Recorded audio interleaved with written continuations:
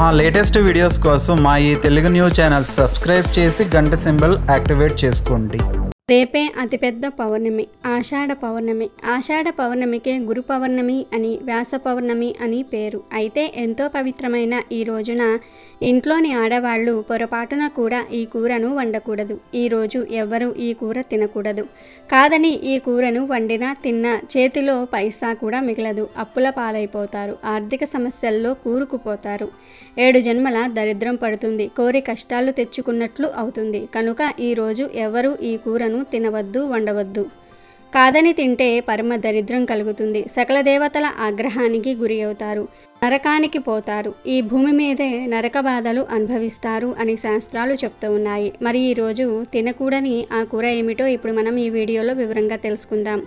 Friends, first అయితే ఈ వీడియోకి ఒక లైక్ కొట్టి మా ఛానల్ని సబ్స్క్రైబ్ చేసుకొని మాకు సపోర్ట్ చేయండి. వ్యాస పూర్ణిమ పర్వాన్ని ఆదిలో జగద్గురువైన ఆదిశంకరాచార్యులు ఏర్పాటు చేశారని నమ్మకం. కలం పట్టుకున్న కలం పట్టుకున్న నేర్పేవాడు ఉన్నప్పుడే అందులో మెలకువలు తెలుస్తాయి. ఆ నేర్పించేవాడే గురువు. లౌకిక, అలౌకిక, ఆధ్యాత్మిక ఇలా ఏ రంగంలో అయినా మనలను నడిపించడానికి గురువు కావాల్సిందే. సనాతన హైందవ సమాజంలో గురువుకు తల్లిదండ్రుల తర్వాత స్థానం దక్కింది. గురువు అనుగ్రహం లేనిదే ఇహలోకంలోనైనా పరలోకంలోనైనా సుఖం పొందటం దుర్లభం అని శాస్త్రం చెప్తోంది. అజ్ఞానమనే చీకటిని తొలగించే శక్తే గురువు. 4 వేదాలు, ఉపనిషత్తులు, 18 పురాణాలు, బ్రహ్మసూత్రాలు, మహాభారతం, భాగవతం ఇవన్నీ మానవాళికి అందించిన మహోన్నతుడు జ్ఞాన బ్రహ్మ వ్యాసమహాముని జన్మదినమే గురు పౌర్ణమి. ఆషాఢ పౌర్ణమి రోజే గురు పౌర్ణమి జరుపుకుంటారు. ఈ రోజే వేదవ్యాసుడు జన్మించాడు కాబట్టి దీనినే వ్యాస పౌర్ణమి అని కూడా అంటారు. సనాతన వైదిక ధర్మానికి ఇది ఒక మహాపర్వదినం. ప్రకృతి ధర్మానుసారం జరిగే చాతుర్మాస్య దీక్షలో యుతులు, పీఠాధిపతులు ఎక్కడికి వెళ్లకుండా ఒకే చోట ఉండి జ్ఞానబోధన చేసుకుంటూ ఉంటారు. ఈ దీక్ష సమయంలో వచ్చే మొదటి పౌర్ణమి గురు పౌర్ణమి. మనకు గురువులు అనేవారు చాలామంది ఉన్నారు. ఈరోజు వారిని దర్శించుకోవాలి. ఈ చరాచర సృష్టికి మూలమైన ఆది గురువు, ఆది యోగి పరమేశ్వరుని దర్శించుకోవాలి. ఈ జగత్తుకు గురువైన శ్రీకృష్ణ పరమాత్మను దర్శించుకోవాలి. శ్రీమద్ విరాట్ వీర బ్రహ్మేంద్ర స్వాముల వారు, జగద్గురువు ఆదిశంకరాచార్యుల వారు, శ్రీ గురు దత్తాత్రేయ స్వామి వారు, గురు రాఘవేంద్ర స్వాముల వారిని కానీ స్మరించుకోవాలి. మనకు చదువు చెప్పిన గురువులను కలిసి వారి ఆశీర్వాదములు తీసుకోవాలి. సద్గురువు తారసపడిన నాడు అవివేకి కూడా వివేకవంతుడు అవుతాడు. గురు అనుగ్రహం కలిగిన నాడు అజ్ఞాని కూడా జ్ఞానవంతుడు అవుతాడు. ఒక వ్యక్తి జీవనయానం దిక్కుతోచని పరిస్థితుల్లో సాగుతుందంటే అతడికి సద్గురువు సాక్షాత్కారం లభించలేదని అర్థం అని చెప్పుకోవచ్చు. మంచి ఉపాధ్యాయుడు అనుగ్రహం పొందినవాడు గమ్యం దిశగా సాగిపోతూ ఉంటాడు. లక్ష్యాన్ని అందుకొని తీరుతాడు. ఇంతటి మహత్యం గురువులో దాగి ఉంది. ఆ గురువులను పూజించే రోజే గురు పౌర్ణమి. గురు పౌర్ణమి రోజున గురువులను పూజించి గౌరవిస్తారు. మన పురాణాల ప్రకారం వేదాలను 4 భాగాలుగా విభజించి వాటిని సామాన్యుల చెంతకు చేరవేయడంలో వేదవ్యాస మహర్షి ఎంతో కృషి చేశారు. ఆ భారతాన్ని మనకు అందించిన వేదవ్యాస మహర్షి జన్మదినం ఆషాఢమాస శుద్ధ పౌర్ణమి రోజు కనుక ఈ రోజును గురు పౌర్ణమిగా జరుపుకుంటూ ఉంటారు. ఎంతో పవిత్రమైన ఈ గురు పౌర్ణమి రోజు గురువు అనుగ్రహం పొందాలంటే ప్రత్యేకమైన పూజలు, హోమాలు చేయటం, దాన ధర్మాలు చేయటం ద్వారా గురు అనుగ్రహం మనపై ఉంటుంది. దక్షిణ భారతదేశంలో కొన్ని ప్రాంతాల్లో ఈ పూర్ణిమ వ్రతాన్ని ఆదిశక్తి పేరిట ఆచరిస్తూ ఉంటారు. ఈ పర్వదినం సందర్భంగా ఆలయాల్లో ప్రత్యేక పూజలు నిర్వహిస్తారు.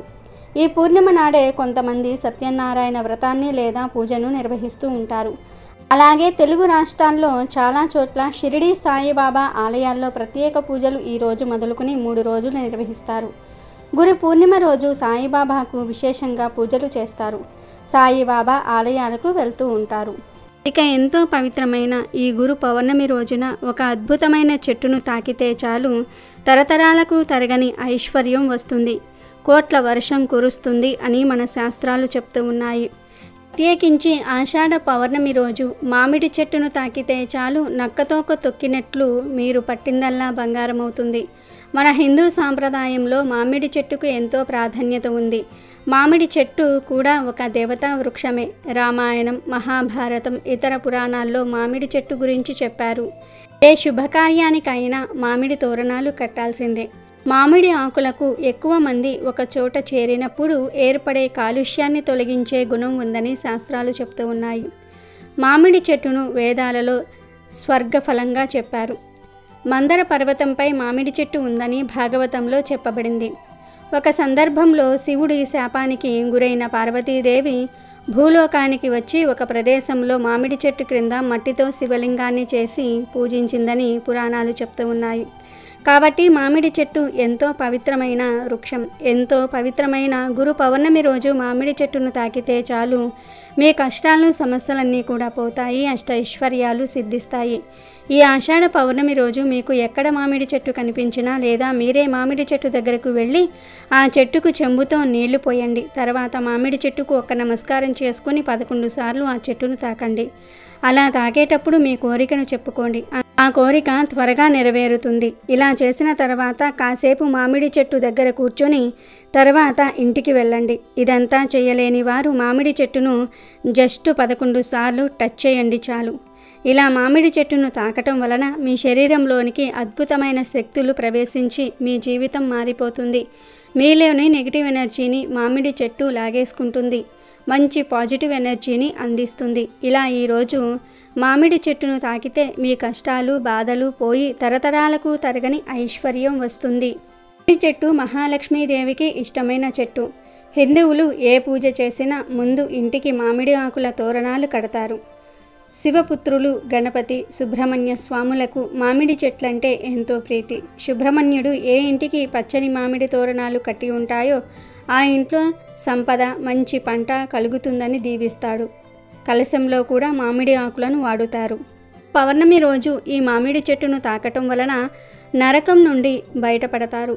మరణించిన తర్వాత నరక బాధలు ఉండకూడదు అనుకునేవారు ఈ గురు పౌర్ణమి రోజు తప్పక మామిడి చెట్టును తాకాలి. ఇలా తాకటం వలన మీ దశ మారిపోతుంది. కోట్ల వర్షం కురుస్తుంది. ఇక మీరు నక్కతోక తొక్కినట్లే. ఆషాఢ పౌర్ణమి రోజు గోమాతను పూజించటం వల్ల ముక్కోటి దేవతలను పూజించిన ఫలితం లభిస్తుంది. అంతేకాదు ఆషాఢ పౌర్ణమి రోజు గోమాత కనిపిస్తే కొన్ని రకాల ఆహారాలను తినిపిస్తే రకరకాల దోషాలు పోయి తరతరాలకు తరగని ఐశ్వర్యం వస్తుందని వేదశాస్త్రాలు చెప్తూ ఉన్నాయి.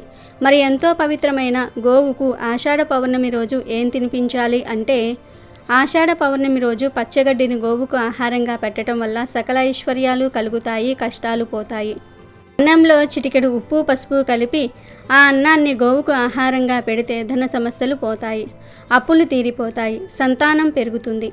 ఈరోజు గోమాత కనిపిస్తే ఆ గోమాతకు నానబెట్టిన శనగలను తినిపిస్తే ఆధ్యాత్మిక చింతన లభిస్తుంది. సన్మార్గంలో నడవవచ్చు, దైవ చింతన పెరుగుతుంది. మీకు ఎవరైనా శత్రువులు ఉంటే ఈరోజు గోమాతలకు దోసకాయలను పెట్టాల్సి ఉంటుంది. దీంతో శత్రు నివారణ జరుగుతుంది. ఈరోజు గోమాతలకు బెండకాయలను తినిపిస్తే మనోధైర్యం పెరుగుతుంది. ఏ పని చేయడానికైనా కావలసినంత ధైర్యం వస్తుంది. బాగా అప్పులు ఉన్నవారు ఆషాఢ పౌర్ణమి రోజు నానబెట్టిన కందులను గోమాతకు తినిపించాలి. దీంతో రుణ విముక్తి చెందుతారు. పిల్లలు విద్యారంగంలో ఎదగాలంటే వారి తల్లిదండ్రులు ఈరోజు గోమాతలకు నానబెట్టిన పొట్టు పెసరపప్పును తినిపించాల్సి ఉంటుంది.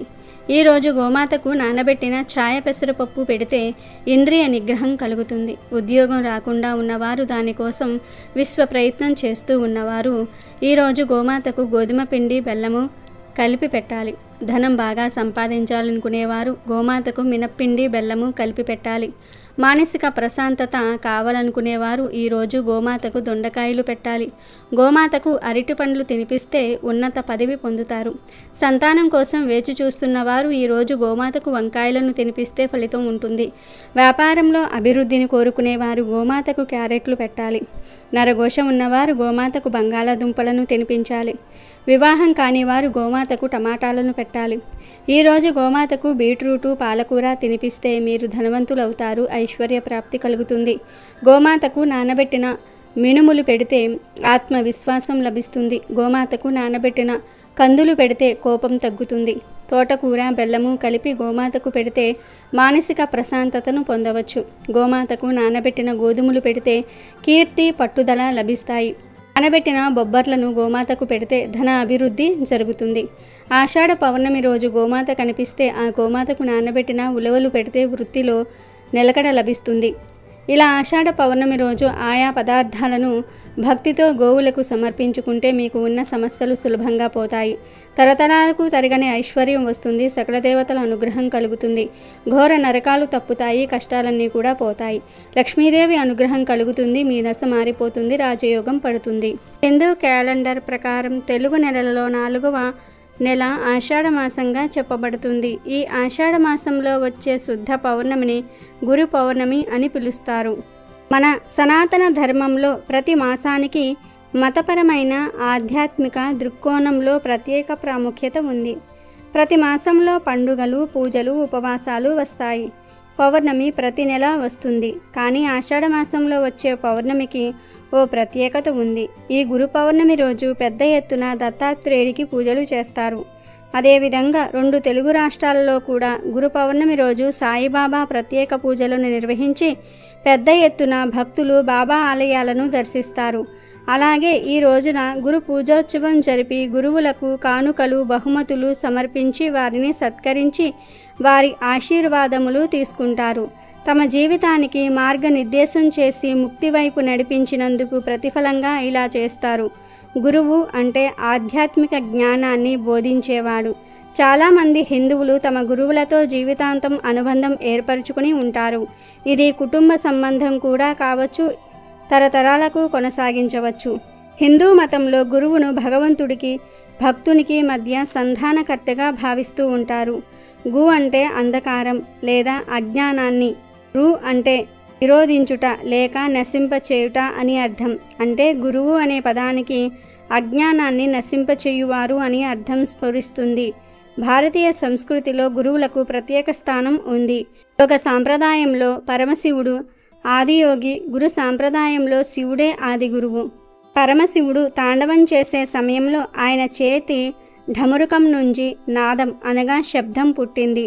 నాదం నుంచి వేదం పుట్టింది. ఈ వేదాన్ని ఆ శ్రీ మహావిష్ణువు బ్రహ్మదేవునకు ఉపదేశించాడు. బ్రహ్మదేవుడు ఈ వేదాన్ని ప్రామాణికంగా తీసుకుని సృష్టి చేశాడు. ఆ తర్వాత ఈ వేదాన్ని బ్రహ్మదేవుడు తన కుమారుడైన వశిష్ఠ మహర్షికి, ఆయన తన కుమారుడైన శక్తి మహర్షికి ఉపదేశం చేశాడు.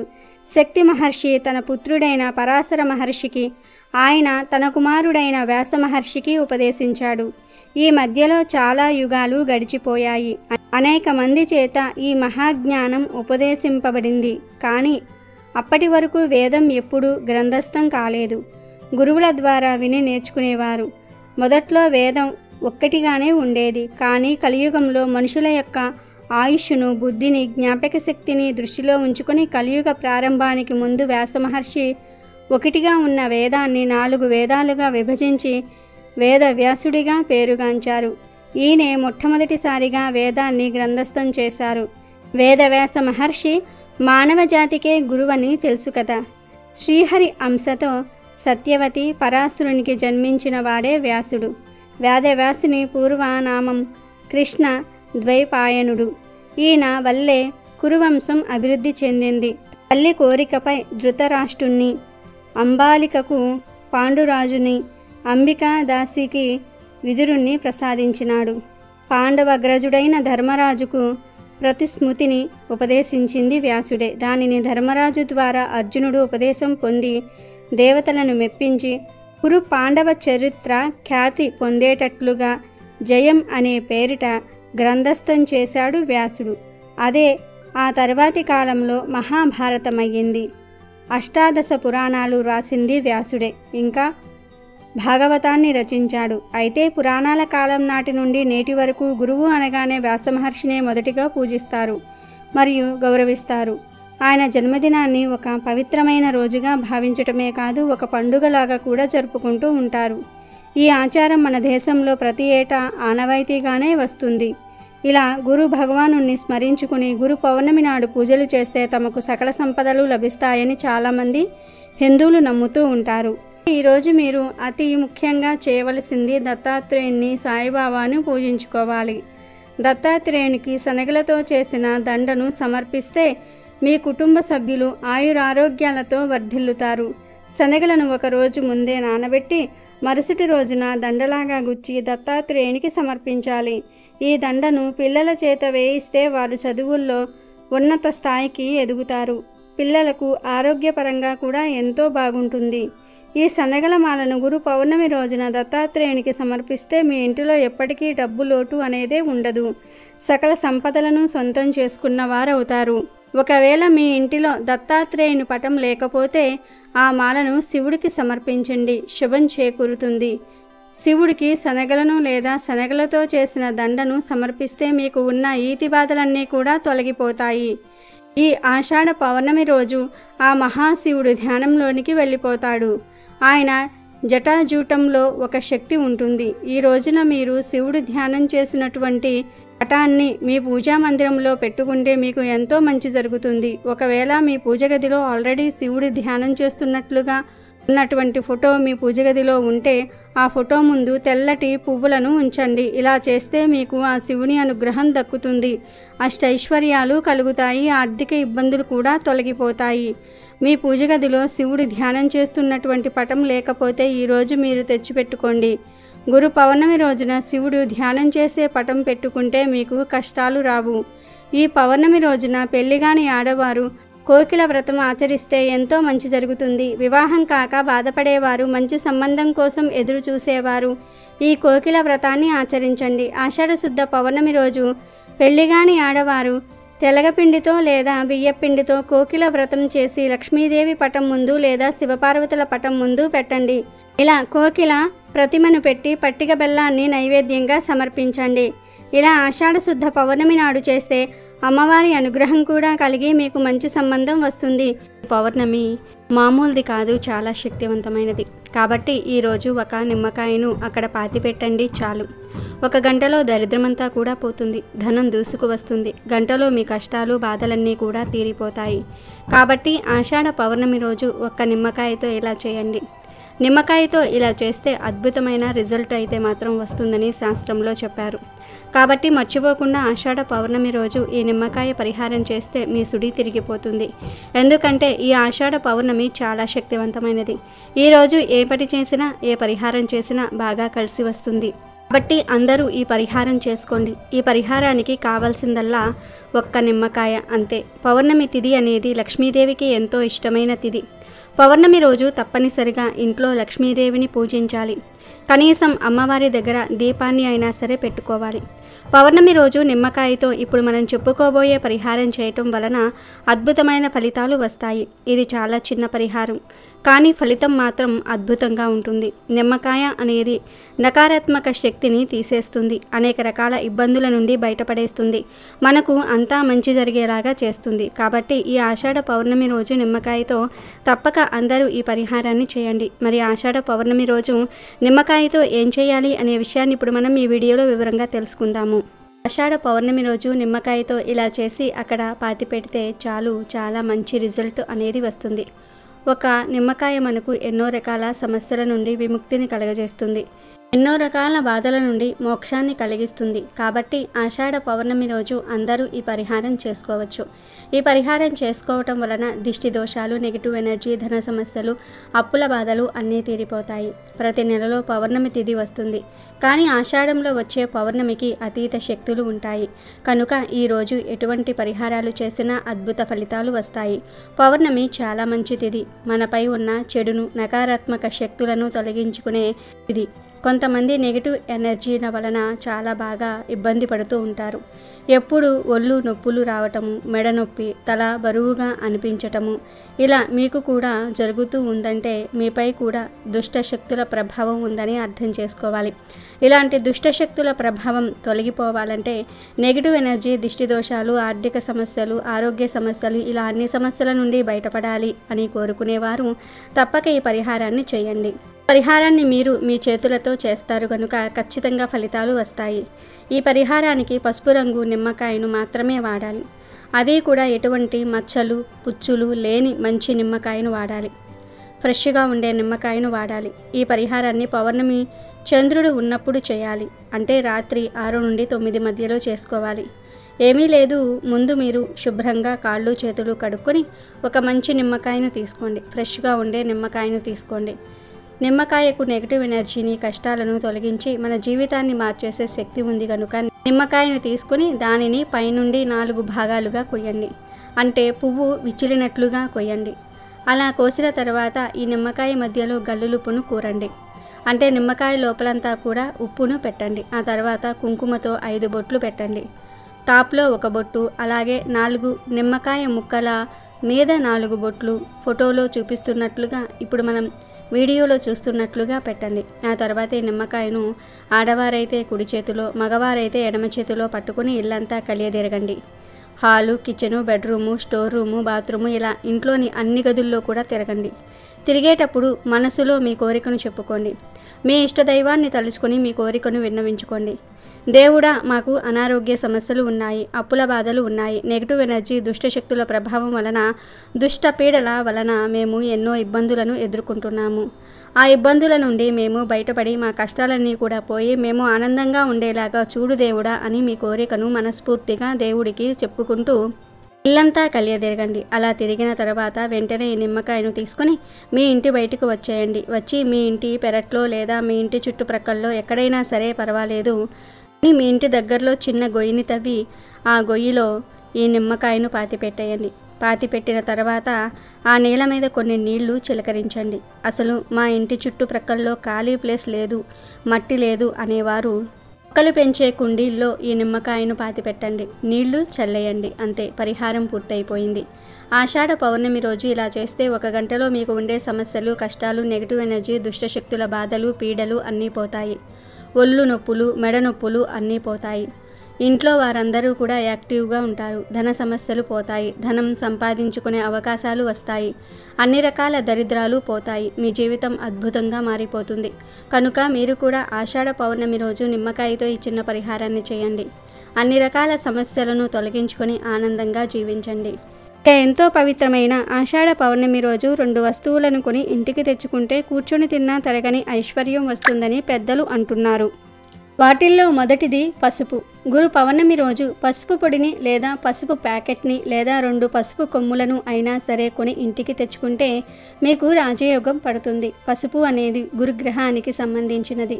పసుపును లక్ష్మీదేవి స్వరూపంగా భావిస్తారు. గురు పౌర్ణమి రోజు పసుపును కొని ఇంటికి తెచ్చుకోవటం వలన లక్ష్మీదేవి అనుగ్రహం కలుగుతుంది.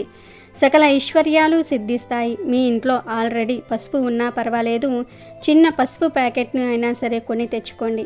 30 రూపాయలు పెడితే పసుపు ప్యాకెట్ వచ్చేస్తుంది. 5-10 రూపాయలు పెట్టిన చిన్న పసుపు ప్యాకెట్ వచ్చేస్తుంది.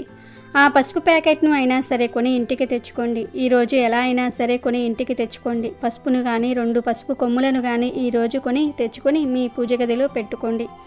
ఆ పసుపును పూజలలో వాడుకోండి లేదా వంటగదిలో పెట్టుకొని వంటకాలలో వాడుకోండి. ఏమైనా చేసుకోండి, కానీ ఈరోజు మాత్రం తప్పనిసరిగా పసుపును కొని ఇంటికి తెచ్చుకోండి.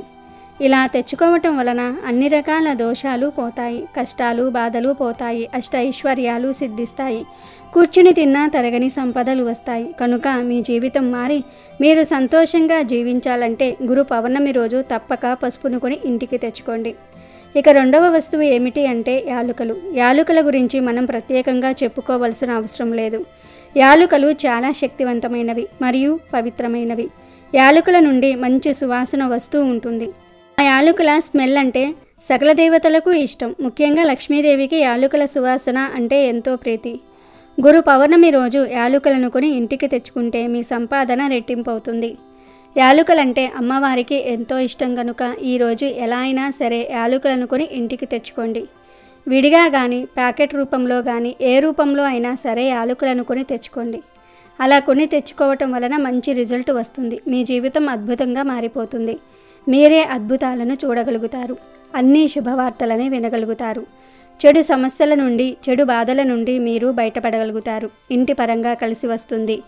ఈరోజు తెచ్చిన యాలకుల నుండి కొన్ని యాలకులను, అంటే మీ ఇంట్లో ఎంతమంది ఉంటే అన్ని యాలకులను తీసి ఈ పౌర్ణమి రోజు లక్ష్మీదేవి ఫోటో ముందు పెట్టి కాసేపటి తర్వాత ఆ యాలకులను ప్రసాదంగా భావించి తీసుకొని ఇంట్లోని వారందరూ కూడా తినివేయండి. ఇలా తినటం వలన లక్ష్మీదేవి అనుగ్రహం కలిగి అపారమైన సంపదలు వస్తాయి. కనుక యాలకులు కొని తెచ్చుకోండి. కొన్ని యాలకులతో ఇప్పుడు చెప్పిన పరిహారాన్ని చేయండి. పసుపు మరియు యాలకులు. గురు పౌర్ణమి రోజు ఈ 2 వస్తువులను కొని తెచ్చుకున్నా లేదా ఈ రెండిటిల్లో నుండి ఏ ఒక్క వస్తువును కొని తెచ్చుకున్నా చాలు. మీకు తరతరాలకు తరగని సంపదలు, ఆస్తులు వస్తాయి. మీకు ఉండే కష్టాలు, బాధలన్నీ కూడా పోతాయి. మీ జీవితం అద్భుతంగా మారిపోతుంది. కాబట్టి మీరు కూడా ఆషాఢ పౌర్ణమి రోజు ఈ 2 వస్తువులు కొని ఇంటికి తెచ్చుకుని శుభ ఫలితాలను పొందండి. పౌర్ణమి రోజు పూర్ణ చంద్ర బలంతో చంద్రుడు ఉంటాడు. చంద్రుడు మనఃకారకుడు. పూర్ణ చంద్ర బలంతో చంద్రుడు ఉన్నప్పుడు మనసు రకరకాలుగా మారుతుంది. ఇదే సమయంలో సముద్రం ఆటుపోటుకు గురి అవుతూ ఉంటుంది. అలాగే పౌర్ణమి రోజున చంద్రుడి యొక్క ప్రభావం మన శరీరంపై కూడా తీవ్ర ప్రభావం చూపుతుంది. ఇది సైన్స్ ప్రకారం కూడా నిరూపించబడింది. పౌర్ణమి రోజు సముద్రం ఎంత అలజడిగా ఉంటుందో మన మనసు కూడా కొంత అలజడికి గురి అవుతూ ఉంటుంది అని శాస్త్ర పండితులు కూడా చెప్తూ ఉన్నారు. అంతేకాదు మన మనసు రకరకాలుగా మార్పులు చెంది వివిధ రకాల ఆలోచనలు చేస్తుంది. మన విజయాలకు కారణం మన ఆలోచనలే. మరి పౌర్ణమి రోజున అంటే ఈ ఆషాఢ పౌర్ణమి రోజున మన మనసు పరిపరి విధాలుగా మారకుండా నిలకడగా ఉండటం కోసం ఈ ఒక్క ఆకును తింటే చాలు మీ మనసు నిలకడ చెంది మీకు మీ జీవితాన్ని మార్చుకోవడానికి గొప్ప గొప్ప ఆలోచనలు వస్తాయి. అంతేకాదు 1 గంటలోనే మీరు మంచి శుభవార్తలను వింటారు లేదా డబ్బును పొందుతారు. అయితే ఆ ఆకును మీరు ఈ గురు పౌర్ణమి రోజున వచ్చే రాహుకాలంలో తినాలి. ఈ సమయంలో మీరు ఈ ఆకును తింటే చంద్రుడి చెడు ప్రభావం మీపై పడకుండా ఉంటుంది. అంతేకాదు ఈ ఆకును తినటం వల్ల మీ జ్ఞాపక శక్తి కూడా వృద్ధి చెందుతుంది. ఆరోగ్యపరమైన సమస్యలు కూడా తొలగిపోతాయి. గురు పౌర్ణమి రోజున రాహుకాలంలో లేదా రాహుకాలం ప్రారంభం కాకముందే 1 తమలపాకును తీసుకుని దానిపై చిన్న బెల్లం ముక్కను పెట్టి ఆ ఆకును బెల్లాన్ని శివుని పటం ముందు ఉంచండి. గురు పౌర్ణమి రోజున ఉదయాన్నే దీపారాధన చేసుకుంటారు కాబట్టి ఈ ఆకును బెల్లాన్ని శివుని పటం ముందు పెట్టి పూజ చేసి రాహుకాలం ప్రారంభమైన తర్వాత ఈ ఆకును దానితో పాటు బెల్లాన్ని కూడా తినండి. తమలపాకు బెల్లం కలిపి తినటం వల్ల మీ శరీరం ఉత్తేజం చెందుతుంది. అంతేకాదు తమలపాకు తినటం వల్ల మీ ఆరోగ్య సమస్యలు కూడా చాలా వరకు పటాపంచలైపోతాయి. జ్ఞాపక శక్తి కూడా వృద్ధి చెందుతుంది. తమలపాకులో ఎన్నో ఔషధ గుణాలు ఉన్నాయి. ఈ ఆకును తినటం వల్ల మంచి ఆరోగ్యంతో పాటు మానసిక తృప్తి కూడా చెందుతారు. ఈ ఆకు మనసు అదుపు తప్పకుండా చేస్తుంది. తమలపాకు బెల్లాన్ని పిల్లలకు తినిపించటం మరీ మంచిది. అలాగే గురు పౌర్ణమి రోజు సాయంత్రం అస్సలు మర్చిపోకుండా పౌర్ణమి ఘడియల్లో ఇలా చేయండి. అప్పుడు మీకు చంద్రుడు అనుగ్రహం కలిగి మీరు మీ కుటుంబ సభ్యులు ఆనందంగా శ్రేయస్సుతో ఉంటారు. గురు పౌర్ణమి సాయంత్రం పౌర్ణమి ఘడియల్లో 1 గ్లాస్ పాలు తీసుకొని అందులో చిన్న ముక్క బెల్లం వేసి 5 లేదా 6 యాలకులను వేయండి. ఆ గ్లాసును చంద్రకిరణాలు పడే ప్లేస్లో అంటే ఇంటి డాబాపై పెట్టండి. కొంతసేపు అయిన తర్వాత ఆ పాలను త్రాగండి. ఇలా గురు పౌర్ణమి రోజున చేయటం వల్ల మీకు ఉన్న ఆర్థిక సమస్యలు తొలగిపోతాయి. డబ్బు అంచెలంచెలుగా వృద్ధి చెందుతుంది. అంతేకాదు చంద్రకిరణాలు పడిన ఈ పాలు త్రాగటం వల్ల మీకు అపారమైన శక్తి కూడా వస్తుంది. ఈ గురు పౌర్ణమి రోజు ఉదయం రాహుకాలంలో తమలపాకు బెల్లం తినాలి. అలాగే సాయంత్రం పౌర్ణమి హడియల్లో పాలల్లో యాలకులు బెల్లాన్ని వేసి త్రాగాలి. ఇలా చేస్తే మీకు ఉన్న సమస్యలు చాలా వరకు తొలగిపోతాయి. గురు పౌర్ణమి రోజున ఎవరైతే ఇలా చేస్తారో వారికి ఆరోగ్యాలతో పాటు సిరి సంపదలు కూడా చేకూరుతాయి. ఇక ఎంతో శక్తివంతమైన ఈ పౌర్ణమి రోజు ఉదయం మరియు సాయంత్రం స్నానం చేసే నీటిలో ఎర్రటి రంగు పువ్వును కానీ లేదా వేప ఆకులను కానీ వేసుకుని స్నానం చేయాలి. అంటే ఎర్రటి రంగు పూలు అనగా ఎర్రటి గులాబీ పూలు లేదా ఎర్ర మందారం, ఎర్ర చామంతి లాంటి ఎర్రటి పువ్వును తీసుకుని దాని రేఖలను నీటిలో కలిపి స్నానం చేసుకోవాలి. ఎర్ర గన్నేరు పువ్వు తప్పించి మిగిలిన ఏ ఎరుపు రంగు పువ్వును అయినా సరే నీటిలో వేసుకుని స్నానం చేయవచ్చు. ఎర్ర పువ్వు దొరకని వారు వేప ఆకులు 15 ఆకులు లేతవి తీసుకుని చేతిలో లైట్గా నలిపి ఆ ఆకులను నీటిలో కలిపి స్నానం చేయాలి. ఈరోజు ఇలా ఎర్ర పూరేకులను కానీ వేప ఆకులను కానీ నీటిలో వేసుకుని స్నానం చేస్తే 1 గంటలో మీకు ఉన్న దరిద్రము దోషాలు పోతాయి. మీ తలరాత మారిపోతుంది. జన్మల పాపాలు పోయి కోటి జన్మల పుణ్యం వస్తుంది. ఈరోజు ఇలా స్నానం చేస్తే మన శరీరానికి ఉన్నటువంటి పాపాలన్నీ కూడా పోతాయి. కనుక మీరు కూడా ఆషాఢ పౌర్ణమి రోజు ఈ విధంగా స్నానం చేసి శుభ ఫలితాలను పొందండి. లోకంలో ప్రతి ఒక్కరికి మొదటి గురువు తల్లి. తల్లి తర్వాత మనలో ఉన్నటువంటి జ్ఞానాన్ని బయటకు తీసేసేది ఒక గురువు మాత్రమే గనుక గురువుకు హిందూ సాంప్రదాయంలో చాలా ప్రాధాన్యత కల్పించారు. అజ్ఞానమనే చీకటిని తొలగించే గురువు సాక్షాత్తు బ్రహ్మ అనటంలో సందేహం లేదు. అద్వితీయమైన గురు పరంపరలకు ఆలవాలం మన భారతదేశం. గురువును బ్రహ్మ, విష్ణు, మహేశ్వర స్వరూపంగా, త్రిమూర్తుల స్వరూపంగా పూజించే ఉత్కృష్టమైన సంస్కృతి మనది. శాస్త్రాలు, ఉపదేశాలు, పూజలు, జపాలు ఏవైనా సరే గురు ముఖంగా ఉపదేశమైనప్పుడు మాత్రమే వాటికి గుర్తింపు, రాణింపు కలుగుతాయి. ఆధ్యాత్మిక ప్రపంచంలో గురువు అంటే దత్తాత్రేయుడే. ఎందుకంటే ఆయనకు ఉన్న ఇరు స్పర్శల్లో 2 రూపాలున్నాయి. అందులో ఒక రూపం గురువైతే మరో రూపం ఈశ్వరుడు. గురువు దేవుడు ఒకరిలోనే ఉండటం విశేషం. అలాంటి విశిష్ట రూపంగా అవతరించాడు దత్తాత్రేయుడు. కనుకనే దత్తాత్రేయుడు గురుదేవుడయ్యాడు. శ్రీదత్తమూర్తి 3 శిరస్సులతో, 6 భుజములతో, ఆయుధములతో, 4 కుక్కలతో, ఆవుతో ఉన్నట్లు చిత్రీకరించబడి ఉంటుంది.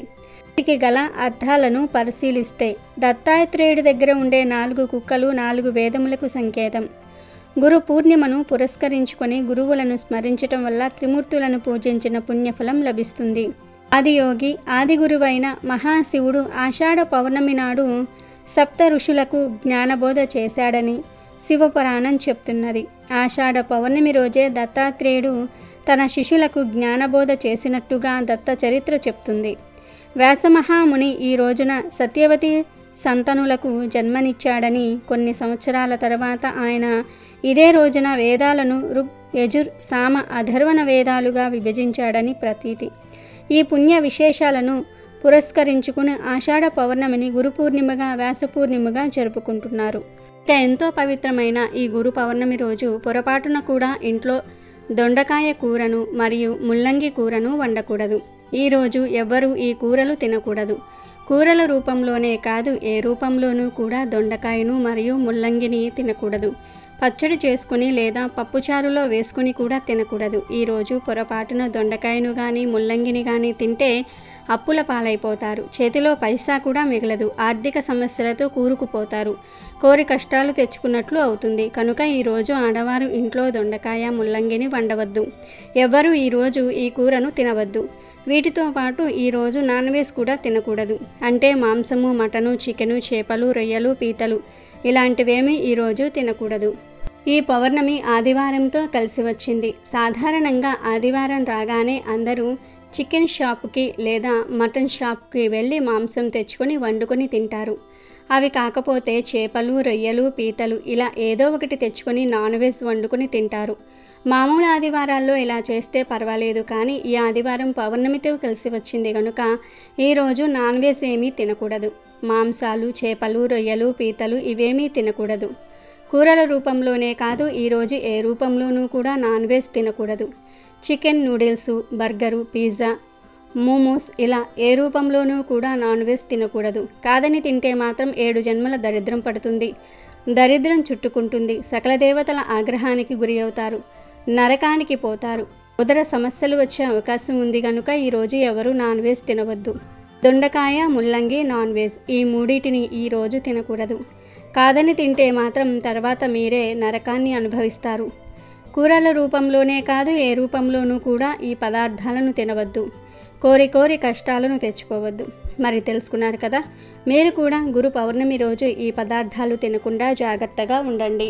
ఈ గురు పూర్ణిమ రోజు ఎట్టి పరిస్థితుల్లోనూ కొన్ని పనులు చేయకూడదని పెద్దలు అంటూ ఉన్నారు. మరి ఆ వివరాలను ఇప్పుడు మనం ఈ వీడియోలో తెలుసుకుందాం.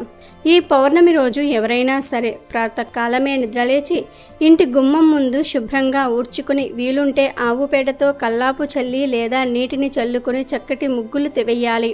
లక్ష్మీ ముగ్గు లేదా కుబేర ముగ్గును పూజా మంత్రంలో వేసి అలంకరించుకోవాలి. ఇక గుమ్మానికి అంటే గడపకు పసుపు రాసి కుంకుమ బొట్లు పెట్టి చక్కగా అలంకరించుకోవాలి. ఇది లక్ష్మీప్రదం. గుమ్మానికి ఇరుపక్కల సుగంధభరితమైన పుష్పాలను, మామిడి తోరణాలను కట్టి ఉంచాలి. ఈరోజు ఉదయం మరియు సాయంత్రం గుగ్గిలంతో ధూపం వేయండి. ఈరోజు ఇంటి ఇల్లాలు కానీ ఆడపడుచులు కానీ ఇంటిలో అస్సలు దుఃఖించరాదు. ఈ రోజే కాదు ఏ రోజు కూడా దుఃఖించకూడదు ఆడవారు ఇంట్లో.